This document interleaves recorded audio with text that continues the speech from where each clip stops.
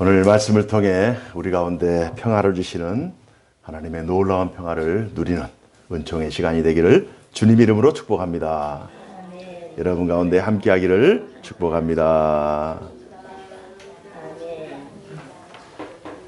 오늘 말씀의 제목은 하나님이 기뻐하시는 사람들 중에 평화로다. 아멘. 하나님이 기뻐하시는 사람들, 하나님이 택하시고 또 부르시고 세우신 하나님의 백성들, 자녀들 가운데 하나님의 놀라운 평화의 메시지가 울려 퍼지고 있습니다. 사람들이 추구하는 최고의 가치는 당연히 행복이죠. 행복. 우리가 어느 때 행복할 것인가? 많이 가질 때, 가장 한가하고 자유로울 때, 물론 그럴 수 있죠. 그러나 마음이 평안할 때, 걱정거리가 없을 때, 문제가 있어도 일이 꼬여도 마음에 평안이 있으면 그 문제들이 작아져 보입니다. 어떻게 평안을 누리며 살 수 있을까? 최근에 1,000만 관객을 동원한 서울의 봄이라고 하는 영화 혹시 보셨나요? 저는 아직 보지 못했습니다만은 그 인기가 굉장한 것 같습니다. 거기 주인공은 자기 힘으로 나라를 세우려고 애를 쓰죠. 곤모와 술수를 동원해서 나라를 세워나갑니다. 그러나 자기 힘으로 세운 나라 오래가지 못하죠. 권력도 마찬가지입니다. 평화를 자기 힘으로 만들 수 있다? 내 의지로, 내 노력으로, 내 열심으로 평화의 분위기를 조성하려 하지만 그건 오래 못 가죠. 평화는 하나님이 주시는 것입니다. 하나님이 주시는 평화, 하나님이 제공하시는 그 평화가 진정한 평화입니다. 오늘 말씀은 하나님이 기뻐하시는 사람들 중에 평화로다. 메시아 탄생을 처음 들은 사람들은 베들레헴에서 양을 치는 목자들입니다. 그들은 사회적으로 가장 천한 사람들이었어요. 가장 낮은 자들. 왜 목자들이었는가? 아마도 예수님이 양인 우리들의 목자로 이 땅에 오셨기 때문에 아마 그들에게 가장 먼저 보이지 않았을까라고 하는 그런 상징성을 연관시켜 봅니다. 오늘 누가복음 2장 13절 이하에 보면 이런 내용이 기록되어 있어요. 13절 다 같이 한번 읽어볼까요? 13절 14절 호련히 시작. 호련히 수많은 천군이 그 천사들과 함께 하나님을 찬송하여 이르되 지극히 높은 곳에서는 하나님께 영광이요 땅에서는 하나님이 기뻐하시는 사람들 중에 평화로다 하니라. 아멘. 하나님의 아들 예수 그리스도의 탄생이 하나님께는 영광이요 또 이 땅에는 평화로다. 근데 오늘 본문을 자세히 보면 하나님이 기뻐하시는 사람들, 하나님이 기뻐하신 사람들 중에 평화인 거예요. 하나님의 평화가, 예수 그리스도의 탄생이 모든 사람들에게 영광이 되고 모든 사람들에게 평화가 되면 너무 좋겠지만 하나님이 기뻐하신 사람들 중에 특별히 평화인 줄로 믿습니다. 하나님의 아들 메시아의 도래를 갈망하고 하나님이 주신 평화만이 이 세상에 그 어떤 평화가 바꿀 수 없는 완전하고 궁극적인 평화라고 하는 이 사실을 믿음으로 고백하며 하나님의 그 평화를 늘 사모하는 이들에게 하나님의 때에 하나님의 평화의 왕이 이 땅에 오시는 것이 그들에게 진정한 평화인 거예요. 이러한 약속을 믿고 하나님의 영광을 사모하며 끝까지 하나님과 동행했던 사람, 많은 믿음의 사람들이 있지만 그 중에서 대표적인 사람은 바로 다윗이죠. 다윗. 그의 인생은 파란만장한 인생이에요. 늘 좋은 또 늘 비단길을 걸어갔던 사람이 아닙니다. 정말 질풍노도 같은 세월을 지내고요. 정말 험한 인생을 살았어요. 그러나 그럼에도 불구하고 그의 마음속에는 늘 하나님의 평화를 사모하고 갈망하는 그 마음이 그 다윗의 영혼에 가득했어요. 그가 지은 시편 23편, 우리가 너무 잘 알고 있는 내용이잖아요. 하나님의 평화를 갈망하지 않고서는 이 놀라운 시적 표현이 나올 수가 없어요. 여호와는 나의 목자시다. 여호와가 나의 목자시기 때문에 나는 부족함이 없다는 거예요. 여호와가 나의 목자시고 여호와가 나를 기르시고 먹이시고 인도하시고 보호하시기 때문에 나는 늘 하나님 앞에서 자족하며 만족한 평화의 삶을 살 수 있다. 히브리서로 이제 평화라고 하는 단어는 샬롬이죠. 샬롬. 헬라어로는 에이레네. 샬롬. 영어로는 피스. 샬롬. 우리 샬롬 하잖아요. 샬롬. 우리 인사할 때 안녕하십니까? 물론 좋은 표현이고 어떤 분은 굉장히 목소리를 깔고 할렐루야 하면서 이제 인사하는 분도 있지만은 샬롬 표현이 굉장히 중요한 표현. 굉장히 좋은 표현이에요. 그래서 문자할 때도 샬롬, 끝날 때도 샬롬, 만날 때도 샬롬, 헤어질 때도 샬롬. 하나님의 평안이 언제나 당신의 삶 속에 함께하기를 소망합니다. 샬롬. 이 샬롬이라고 하는 이 사전적 의미는 단지 전쟁이 없는 소극적인 상태가 아니라 적극적으로 무엇에 의해서도 지배되는 일 없이 개인 및 공동체의 그 자유와 그 기쁨과 또 영적 충만이 있는 영적인 충족 상태가 샬롬이라고 하는 거예요. 상황과 환경을 초월한, 상황과 환경 어려울 수 있잖아요. 급할 수 있잖아요. 분주할 수 있잖아요. 정말 슬플 수 있잖아요. 그러나 샬롬을 가지고 있는, 하나님의 샬롬을 가지고 있는 사람은 외부적인 환경과 조건을 뛰어넘는 내면의 충족된 마음, 내면의 자족하는 마음, 감사하는 마음이 충만하기 때문에 그 외부적인 상황과 환경을 초월한 기쁨의 삶을, 감사의 삶을 살아갈 수 있는 것. 이게 바로 샬롬이 주는 은혜인 줄로 믿습니다. 그 은혜를 하나님이 어린 양 예수 그리스도를 통해서 우리에게 주시는 거예요. 그래서 예수님이 이 땅에 오시는 것이 하나님께는 영광이 되고 우리에게는 하나님의 기뻐하심을 있는 모든 사람들에게 평화인 거예요. 샬롬인 거예요. 다윗의 이야기를 잠깐 더 하겠습니다.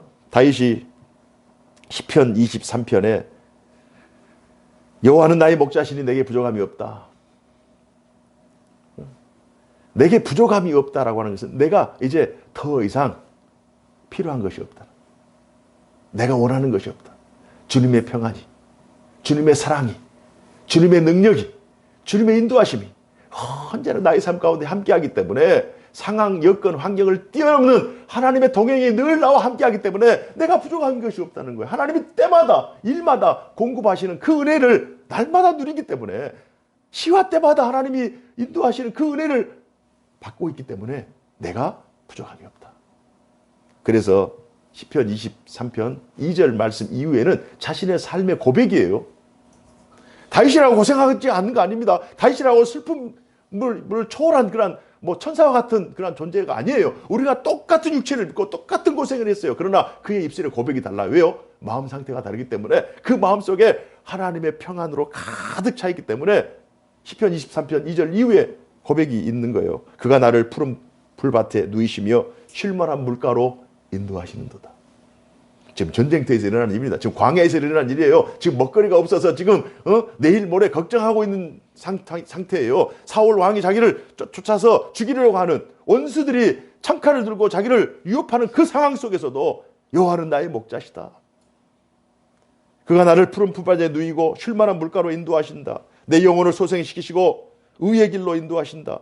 내가 사망의 음침한 골짜기를 다닐지라도 해를 두려워하지 않을 것은 주께서 나와 함께 하심이라. 주께서 나와 함께 하심이라. 주의 지팡이와 막대기가 나를 안위하시나이다. 먼 훗날 주님의 나라에 가는 이르는 그날에 주께서 내 원수의 목전에서 내게 상을 차려주신다는 거예요.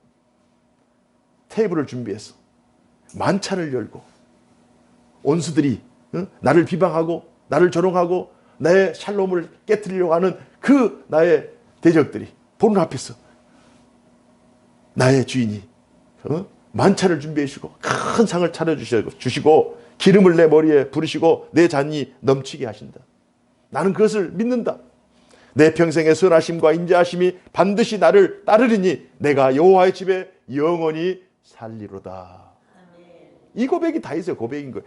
이런 고백을 하고 있는 다윗, 그 어떤 세력이, 그 어떤 존재가 이 다윗의 평화를 깨뜨릴 수 있겠는가?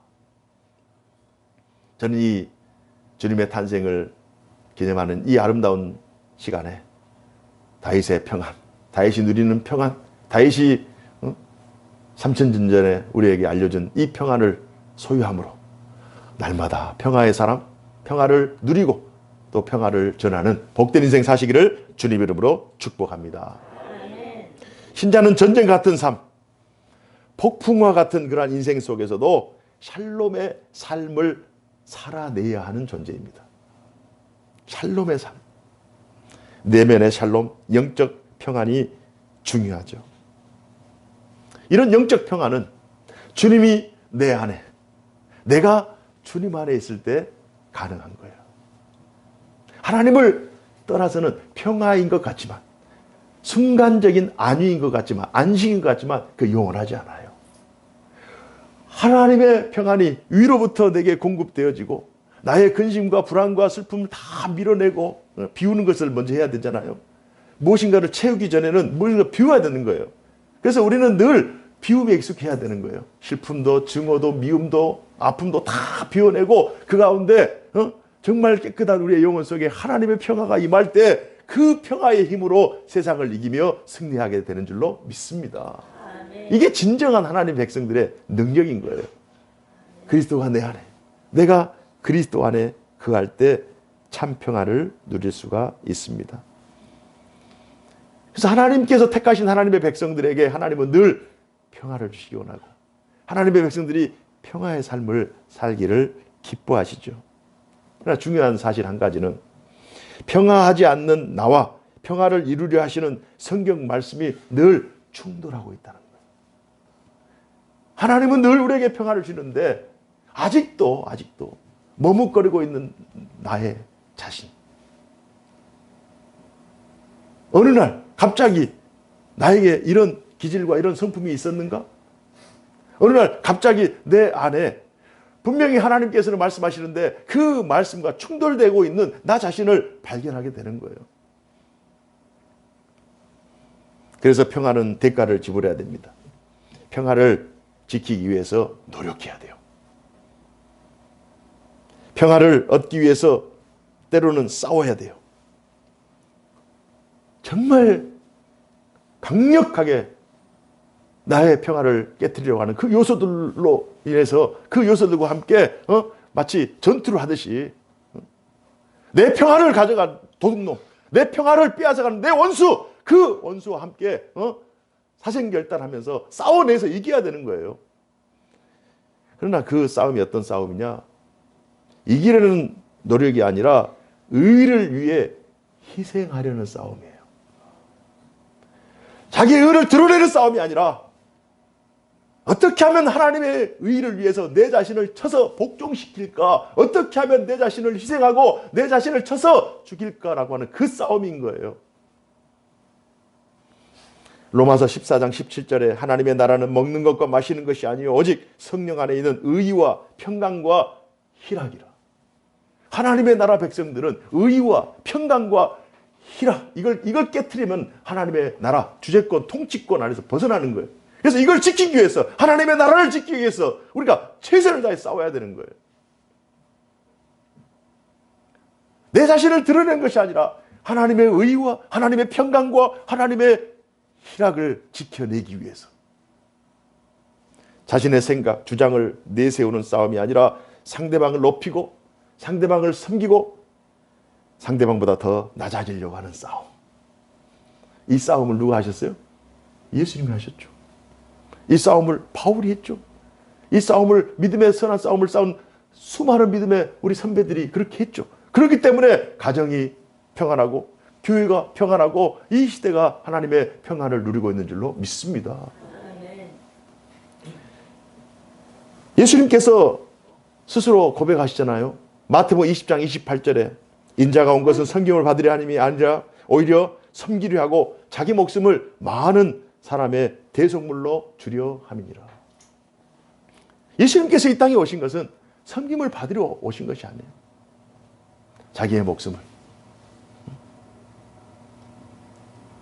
하나님의 사랑이 필요한 곳에, 하나님의 은혜가 필요한 곳에, 하나님의 용서가 필요한 곳에 마치 우리 작년 기도했던 것처럼 흘러나가는 거예요. 하나님 앞에 존귀한 자는 평화의 사람, 평화를 만드는 사람, 평화를 지키는 사람, 더 많이 섬기고 더 많이 희생하고 더 많이 헌신한 그 사람의 그 이름이 하나님 나라에 영광스럽게 빛나는 것이에요. 자신이 살려고 하는 전쟁을 하면 오히려 평화가 깨집니다. 자기를 높이려고 하면 오히려 다른 사람들로 인해서 자신이 낮아져 버려요. 자신을 낮추고 자신을 죽기까지 복종하고 하나님의 뜻을 받들어서 어떻게 하든 의와 평강과 희락을 추구하며 늘 하나님의 마음으로 살 때 하나님께서 높여주시는 은혜가 있는 줄로 믿습니다. 우리는 하나님의 사람들이에요. 우리는 사람들의 평가나 사람들의 어떤 기준에 의해서 좌지우지되는 사람들이 아니라 하나님 살아계셔서 역사하시는 하나님의 평가에 민감한 사람, 하나님이 높여주실 때 그 사람은 높여진 줄 믿습니다. 다른 사람을 살리는 전쟁을 할 때 진정한 평화가 임하는 거예요. 그 평화의 사람이라고 하는 것은 자기 자신을 낮추고 겸손과 온유, 자신의 멍에를 쥐고 다른 사람을 높이는 거예요. 다른 사람을 살려내는 거예요. 다른 사람에게 기쁨을 주는 거예요. 다른 사람의 평강을 전하는 거예요. 다른 사람에게 하나님의 사랑을 전하고 용서를 전하고 이런 사람들을 통하여 하나님의 뜻이 땅끝까지 증거되는 줄로 믿습니다. 16절에 보니까요. 천사의 이 예수님의 탄생 소식을 전할 때 목자들에게 들려주고 또 목자들이 마리아에게 전하고 이런 과정들을 통해서 16절에 19절입니다. 마리아는 마음에 새기며 생각하였다. 이 본문이 굉장히 중요한 본문이에요. 예수님의 탄생이 하나님께는 영광이고요. 많은 사람들에게 특히 하나님이 사랑하신 사람들에게 평화라고 하는 이 사실, 이 메시지를 듣고 다른 사람들은 그냥 스쳐 지나갈 수 있었어요. 그러나 그럼에도 불구하고 마리아는 이 모든 말을 마음에 새기어 생각하니라. 오늘 이 아름다운 시간에 오늘 우리에게 주신 하나님의 말씀, 누가복음 말씀을 통하여 이 말씀을 여러분 우리가 마음에 새기어 이 말씀이 우리의 삶 가운데 어떻게 하면 적용될까, 어떻게 하면 실행될까 라고 하는 이 사실을 늘 생각하며 끝까지 이 말씀을 붙들고 나아가는 사람들에게 하나님께서 평화의 능력을 허락해 주실 줄로 믿습니다. 마리아는 이런 생각을 했을 거예요. 예수님을 통해서 이 세상이 어떻게 변할까 기대했을 거예요. 과연 전쟁과 기근과 공포와 죄악이 없는 남녀노소 빈부 격차를 초월한 평화의 시대 샬롬의 기쁨이 과연 아들 예수를 통하여 어떻게 실현될까 기도하겠죠. 갈망하겠죠. 요원하겠죠. 하나님의 평화를 지켜내겠죠. 최선을 다하겠죠. 다윗의 그 마음에 꿈꿨던 샬롬이 마리아에게도 전가되는 거예요. 예수님을 만난 모든 사람들에게 이 하나님의 샬롬, 하나님의 에이레네가 늘 마음속에 가득 차 있는 거예요.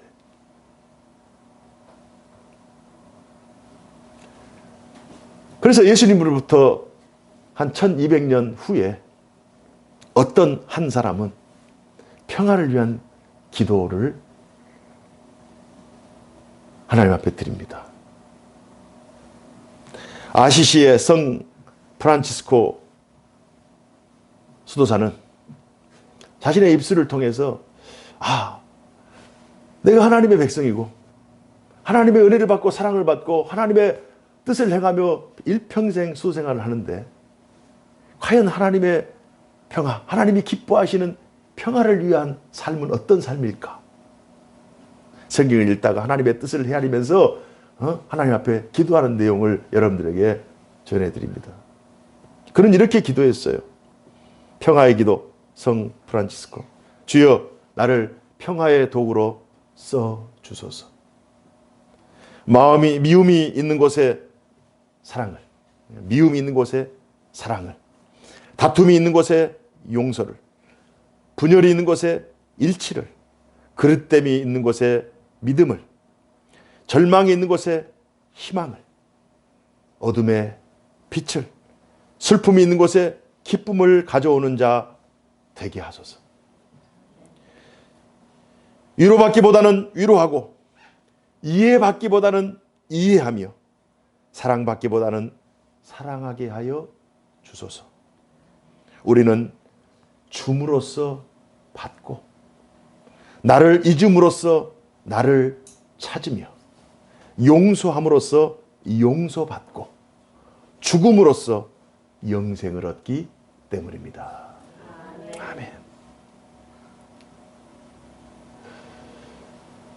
이 성 프란치스코가 기도하면서 자신의 의를 구하고 또 자신의 뜻을 실현하기 위해서 자기를 또 주장하고 또 어떤 권세를 누리기 위해서 마치 서울의 봄처럼 자기의 나라, 자기의 왕국을 건설하면서 남을 유린하고 이러한 내용의 기도는 아니잖아요. 자신이 낮아지고 자신이 깨지고 자신이 희생하고 다른 사람을 높이고 다른 사람을 이해하고 예수님의 삶을 그대로 재현한 그 기도, 예수님의 말씀을 그대로 기도로 시로 표현한 내용이 이 성 프란치스코의 기도예요.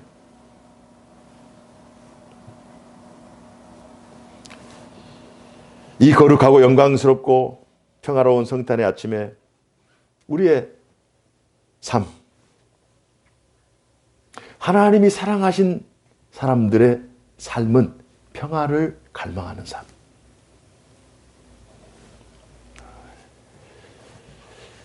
히브리서 기자는 히브리서 12장 14절에 다음과 같이 기록합니다. 모든 사람과 더불어 화평함과 거룩함을 따르라. 이것이 없이는 아무도 주를 보지 못하리라. 모든 사람과 더불어 화평함과 거룩함을 따르라. 평화하라. 평화하라. 평화를 깨트리는 자가 아니라 평화를 지키는 자.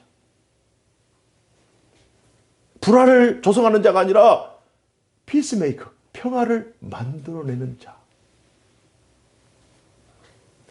우리들이 가 있는 곳이 평화의 땅이 되는 거예요. 우리들이 있는 시간대가 평화의 시간이 되는 거예요. 마치 예수님이 이 땅에 오셔서 33년을 평화의 왕으로 사셨잖아요. 예수님이 가는 곳마다 평화의 소식이 증거되잖아요. 예수님이 가는 곳마다 사람들이 세워지고 사람들이 웃음꽃이 피고 사람들이 기뻐하고 희락이 넘치고 또 평강이 넘치고 그런 놀라운 능력이 예수님의 삶 가운데 충만해 있잖아요. 우리도 그렇게 살자는 거예요. 이미 우리는 하나님의 평화를 선물 받은 사람들로서 그렇게 살자는 거예요. 우리가 가는 곳에 분쟁이 그쳐버린 거예요. 우리가 가는 곳에 미움이 그쳐버린 거예요. 우리가 가는 곳에 시기 질투가 그쳐버리는 거예요. 남을 비방하는 사람들이 지금 당장은 나를 비방해도 나중에 평화의 메시지를 계속 전하고 평화의 삶을 추구하며 나아갈 때 그 사람도 동화돼서 평화가 1도, 2도, 3도 막 지경이 넓혀지는 거예요.